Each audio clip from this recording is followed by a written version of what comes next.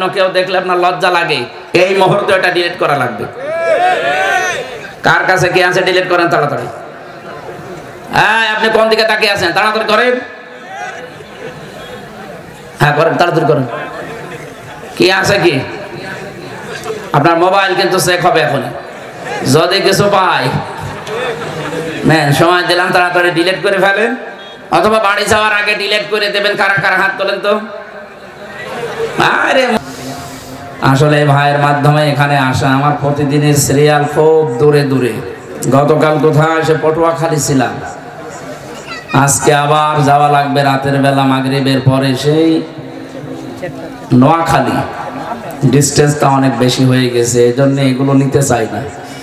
তারপরে ওনার অনুরোধ রাখতে গিয়ে আমাদের কষ্ট হলেও নিয়েছি। আপনাদের এই শ্রদ্ধাভাজন আলেমের নাম শোনার পর আমি তো ওইভাবে চিনতাম না ওনাকে। আল্লাহ রাব্বুল আলামিন এনেই যখন দিয়েছেন হেদায়েতমূলক কিছু কথা যেন আমার মুখ দিয়ে বের করে দেন। সকলে বলেন আমিন। মঞ্চে বসা ওলামায়ে কেরাম, সামনে বসা মুসলমান ভাইরা, পর্দার আড়ালের সম্মানিতা মা এবং বোনেরা। অত পর্দার আড়ালে আর নেই, সব বাইরে চলে এসেছে। মেয়েদের প্যান্ডেল মনে হয় পরাপরি হয়ে গেছে। আপনারা ভেতরে গেলে ভালো হয়, সম্মানিতা মা বোন যারা আছেন আশপাশে, মেয়েদের প্যান্ডেলের ভেতরে অথবা আশপাশের বাড়িতে চলে যান। প্রশাসনের ভাইরা, প্রাণ প্রিয় কিশোরগঞ্জবাসী, দল মত জাতি বর্ণ ধর্ম নির্বিশেষে আজকের এই অনুষ্ঠান, এটা শুধু মুসলমানদের না। হাদা বায়ানুল লিন্নাস হুদাল লিন্নাস। কোরআনের যে বর্ণনা এটা শুধু মুসলমানদের না মানুষের? বলেন বলেন। মানুষ পদবাচ্যে আমরা যারা বিবেচিত, যে ধর্মের লোক আমরা হই না কেন, কোরআনে কারীম পৃথিবীর সবার জন্য আল্লাহ দিয়েছেন। সুতরাং কোরআনের এই ময়দানে যারা আমরা এসেছি, সব জাতি বর্ণ ধর্ম নির্বিশেষে খুশি হয়ে বলেন আলহামদুলিল্লাহ। মানিত্তাবাআল হুদা বিগাইরিল কোরআন আদাল্লাহুল্লাহ। তিরমিজি শরীফের হাদিস। বিশ্বনবী জানিয়েছেন, কোরআনে কারীম বাদ দিয়ে পৃথিবীর কোন জায়গায় যদি কেউ হেদায়েত পাওয়ার নিয়তে যায়, আল্লাহ নিজে দায়িত্ব নিয়ে তাকে গোমরা বানিয়ে দেয়। আপনি টের পাচ্ছেন কি বললাম? নবী দল্লা শব্দ দিলেও তো অর্থ হয়ে যেত, তাহলে বাংলা অর্থ আসতো আপনি নিজেই নিজেকে খারাপ বানিয়ে ফেলেছেন। আদাল্লাহ ইউদিল্লু বাবে ইফআল থেকে এসেছে। কত আলেম এখানে বসে আছে, বাংলা অর্থ আসবে এই শব্দের, যা আপনার নিয়ত ভালো ছিল, কিন্তু সেখানে কোরআন ছিল না, কোরআনের কর্মসূচি ছিল না। এই জন্য আল্লাহ নিজে দায়িত্ব নিয়ে আপনাকে আরো খারাপ বানিয়ে দেবে, গোমরা বানিয়ে দেবে। বলেন তো, হেদায়েত দেওয়ার একচ্ছত্র মালিকানা কার? নাকি হামজার হালকা পাতলা আছে? নবীকেও আল্লাহ দেয়নি। নবীর হাতে যদি দিতেন তাহলে আমাদের পর্যন্ত মনে হয় আসতো না। ওনার নিজের আত্মীয় স্বজন যা আছে ওগুলো নিয়ে উনি জান্নাতে চলে যেতেন, আমাদের পর্যন্ত আসতো? ইন্নাকা লা তাহদি মান আহবাবতা ওয়ালাকিন্নাল্লাহা ইয়াহদি মাইয়াশা। হে নবী, আপনি যাকে ভালোবাসেন, মহব্বত করেন, তাকে আপনি হেদায়েত দিতে পারবেন না। আমি আল্লাহ যাকে পছন্দ করি, ভালোবাসি, আমি জানি যে হেদায়েত পাবে কে, তাকে হেদায়েত দেয়। এই জন্য আল্লাহ এটা নিজের হাতে রেখে দিয়েছেন, কারো হাতে দেয়নি। এই হাদিসের ব্যাখ্যায় যেটা আমরা পেয়েছি, কোরআনে কারীম বাদ দিয়ে পৃথিবীর কোন জায়গায় ভালো হওয়ার নিয়তেও যাওয়া যাবে না। গেলে আপনাকে খারাপ বানিয়ে দেবে সরাসরি কে?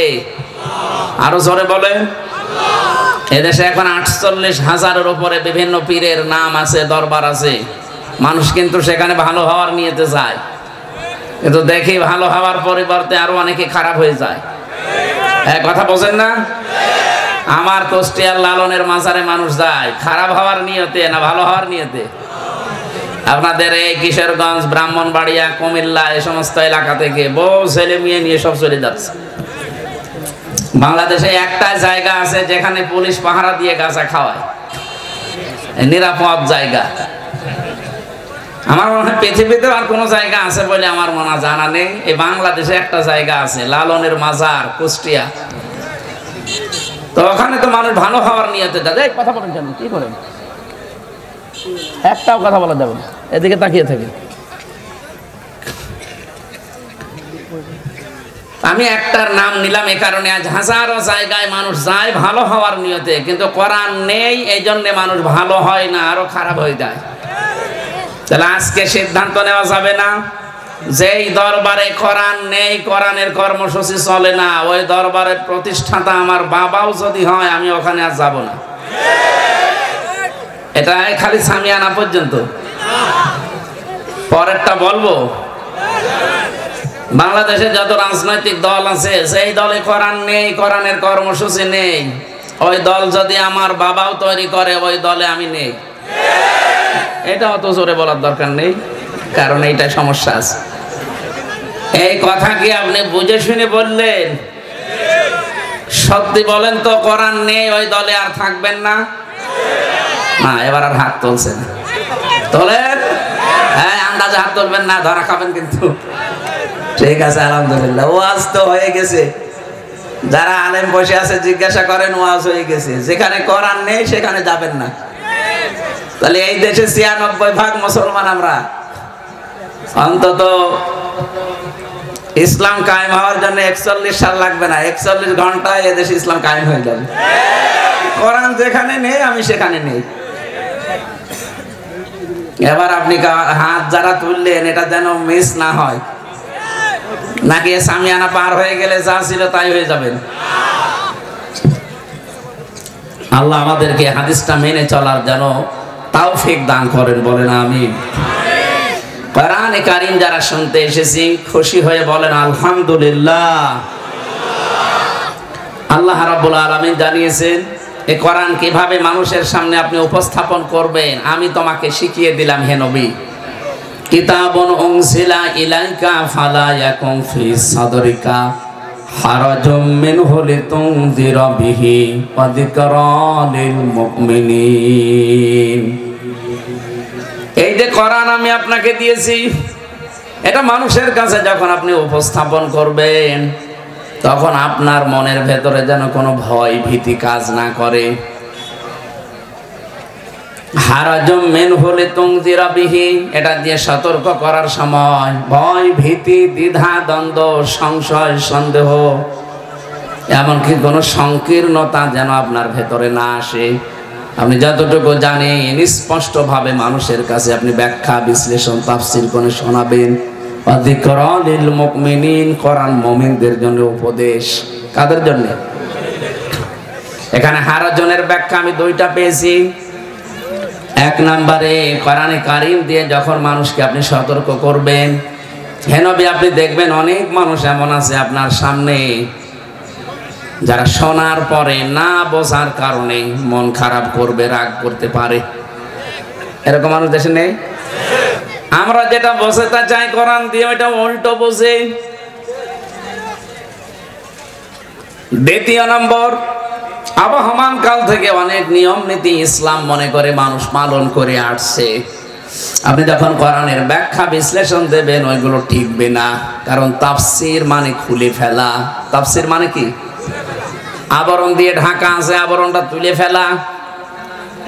এই সমাজে এই দেশে যারা শিরক বেদাত জুলুম এগুলোর আবরণ দিয়ে নিজেদেরকে ঢেকে রেখেছে, কোরআনে কারীমের তাফসীর করলে ওই আবরণ খুলে যাবে, জাতি বুঝে ফেলবে যে এটা জাতির সর্বনাশকারী।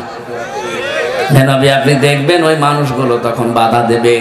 ওয়াইদা তুতলা আলাইহিম আয়াতুনা বায়্যিনাতিন তা'রিফু ফি ওয়ুজুহিল্লাযিনা কাফারুল মুনকার। যখন আপনি তাদের সামনে আমার আয়াতগুলো ব্যাখ্যা করবেন, স্পষ্ট দলিল প্রমাণ দিয়ে দেবেন, দেখবেন অনেকে আছে আপনার দিকে তেড়ে আসবে মারার জন্যে। আমরা 15.5 বছরে অনেক জায়গায় এটা দেখেছিলাম, আলেমদের কাছ থেকে অনেকে মাইক পর্যন্ত কেড়ে নিয়েছে। আলেম কি ওর বাবার কথা এসে বলেছে? কত স্পষ্ট দলিল আর প্রমাণ দিয়ে কথা বলতো, আপনি কেন মাইক কেড়ে নিলেন? আজকে রুববে কি আছে মোবাইলে দেখে নাও, এরকম দাঁড়িয়েলা মানুষের যদি কিছু থাকে এদের কি আছে? আলহামদুলিল্লাহ আমি এই এলাকা না ভালো আছে তো 4-5 জন, অন্য এলাকায় দেখে অনেকে। যদি কিছু থাকে ভাই ডিলিট করে ফেলবে। শয়তান এমন জায়গায় নিয়ে যাবে আপনাকে, এই চোখের আর এই মনের এই জিনাটা দিয়ে শেষ পর্যন্ত আর ফিরে আসতে পারবেন না। এটা একটা নেশা লাগিয়ে দেবে শয়তান আপনাকে।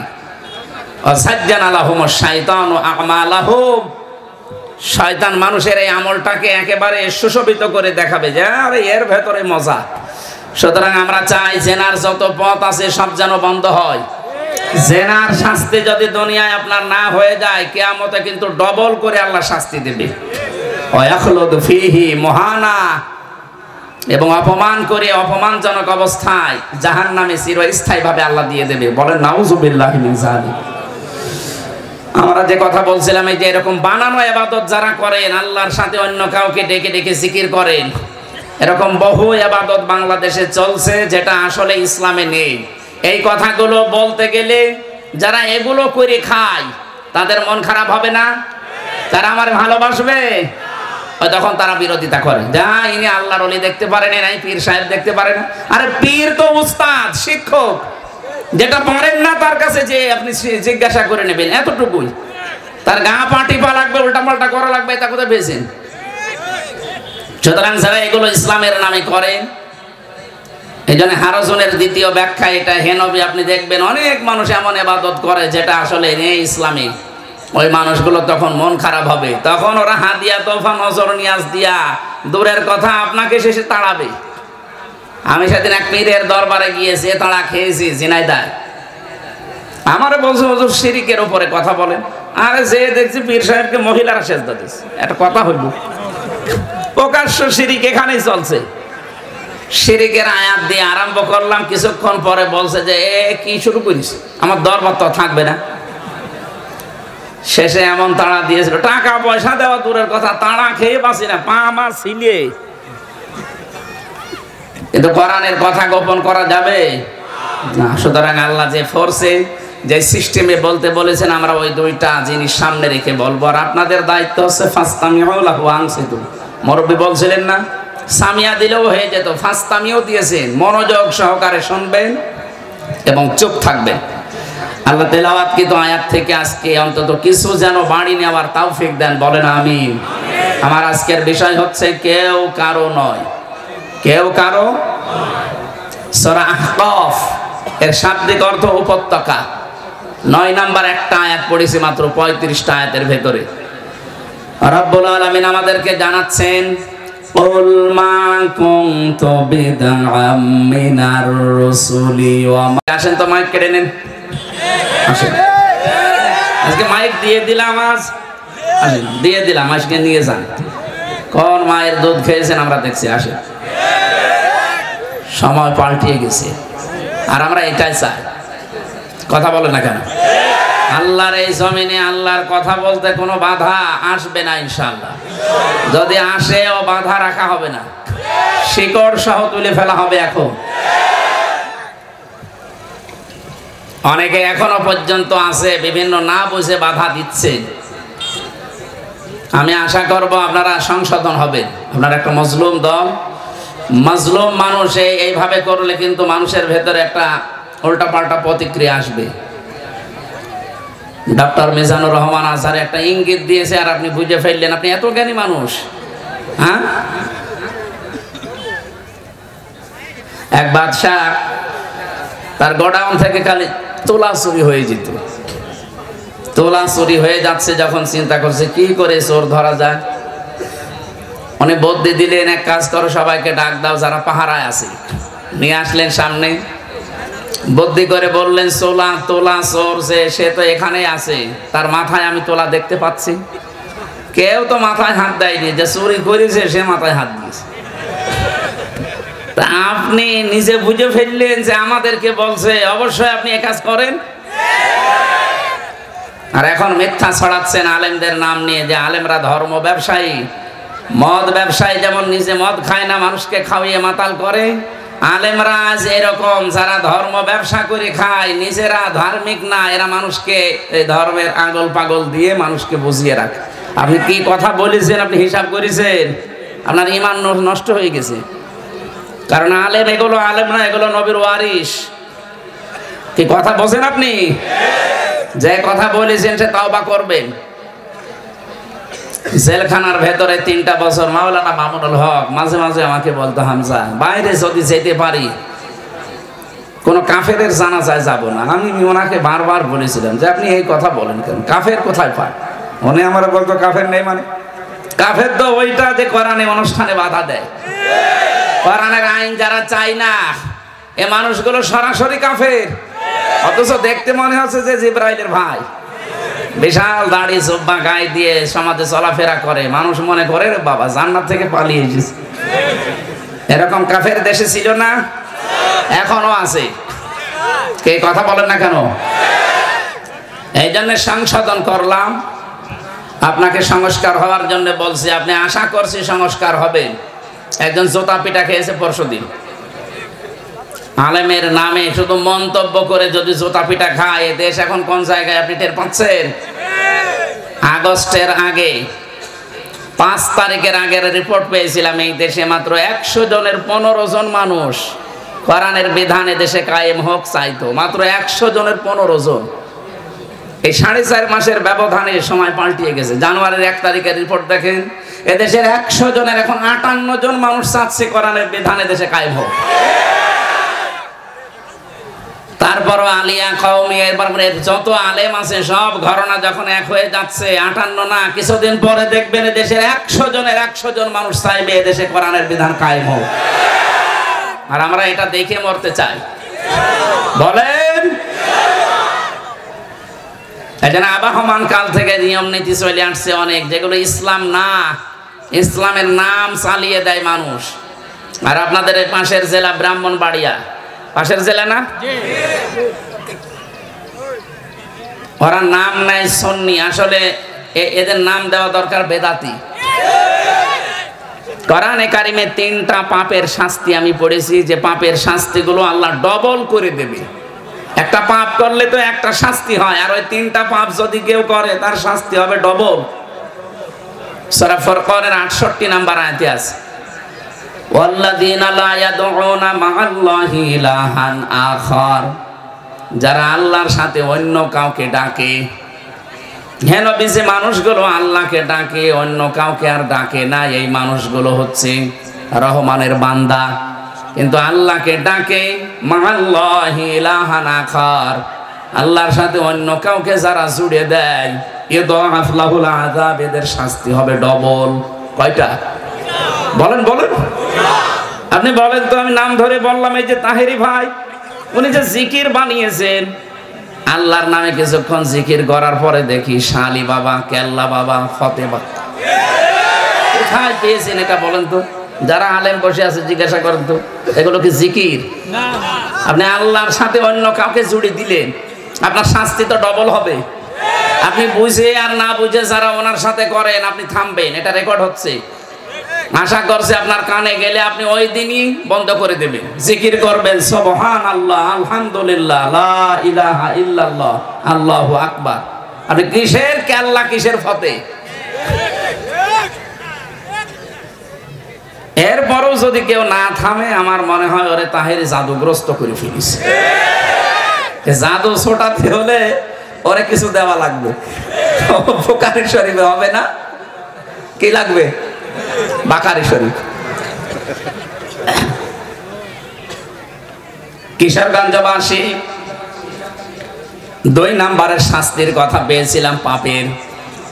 ওয়ালা ইয়াকতুলুনান নাফসাল্লাতী হারামাল্লাহু ইল্লা বিল হক, যারা অন্যায়ভাবে মানুষকে হত্যা করেন। আমি অন্য সময়ের কথা বাদ দিলাম, শিক্ষার জন্য বলছি। 2006 থেকে এই 24 পর্যন্ত যতগুলো মানুষ মারা গেল, আপনি কি ইয়ার কি মনে করেন? 2724 জন মারা গেছে শুধু এই 24টের আন্দোলন।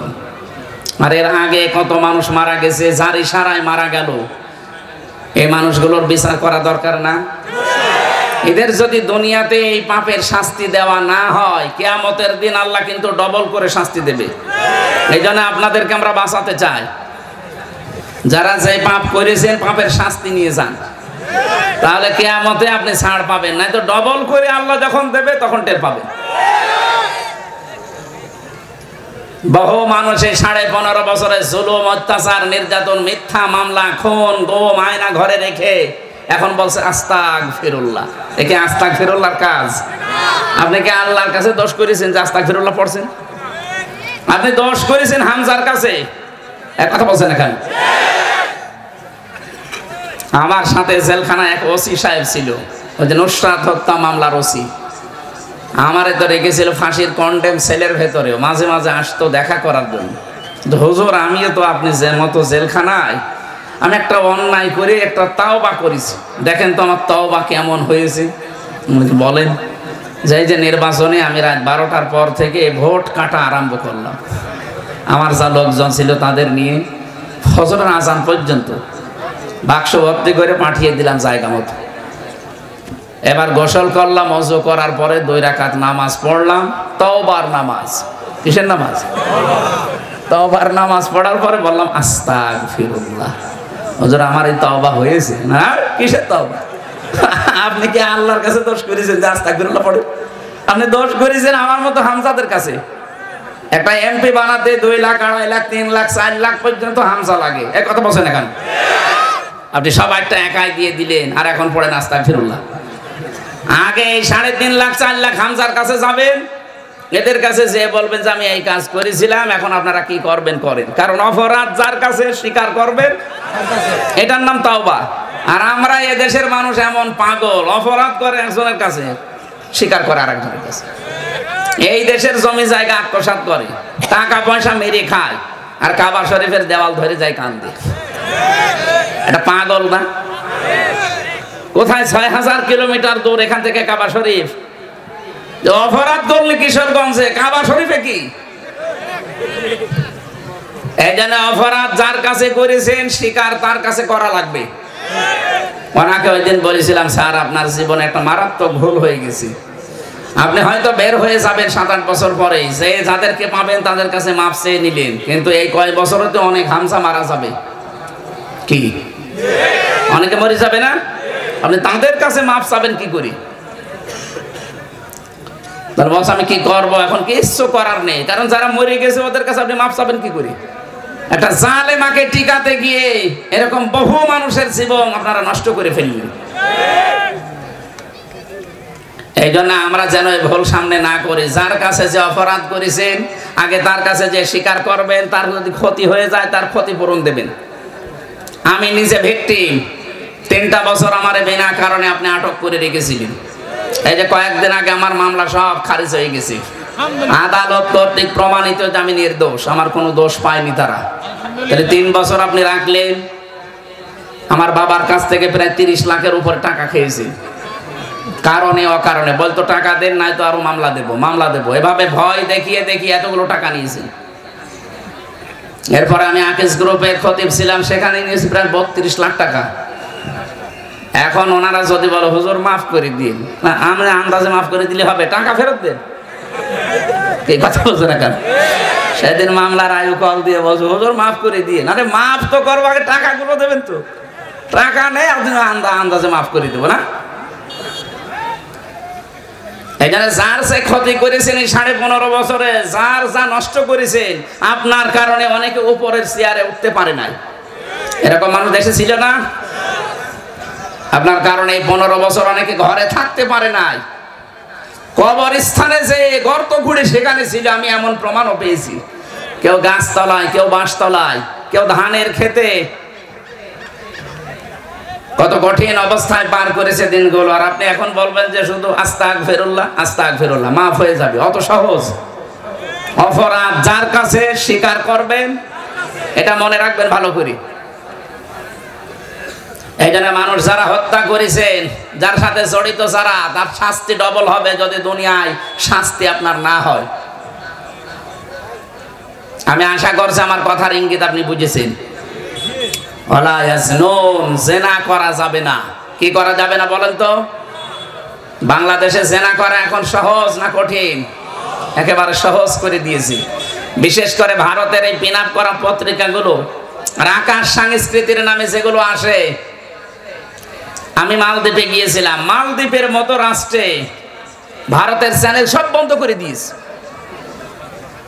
আর আমাদের এই দেশে ভারতে 36টা চ্যানেল চলবে, তাও শিক্ষামূলক কোনো চ্যানেল নেই, শুধু ঘর ভাঙা আর পরকীয়া প্রেম করা। মমতা ব্যানার্জি বুঝে ফেলেছে পশ্চিমবঙ্গে জানা এখন কোনো শিক্ষা দিতে পারে না, শুধু মানুষের ভেতরে তালাতালি করে। আর আমরা মুসলমান এখনো বুঝি না। আমরা আশা করব এদের এই চ্যানেলগুলো সব বন্ধ করে দিন, কোনো দরকার নেই, এদেশে চ্যানেল কম নেই। এই সংস্কৃতি দিয়ে আমাদের চরিত্র কোথায় নামিয়েছে আপনি টের পাচ্ছেন? নবীজি 1500 বছর আগে বলেছিল যে এমন সময় আসবে যে মানুষ নিচে বসে বসে জেনা করবে আর জেনা করা দেখবে। আমার মনে হয় সেই সময় চলে এসেছে। যাদের কাছে মোবাইল আছে, এমন কোন দৃশ্য যদি থাকে যেটা দেখলে আপনি আনন্দ পান, ভালো লাগে, মজা লাগে, আর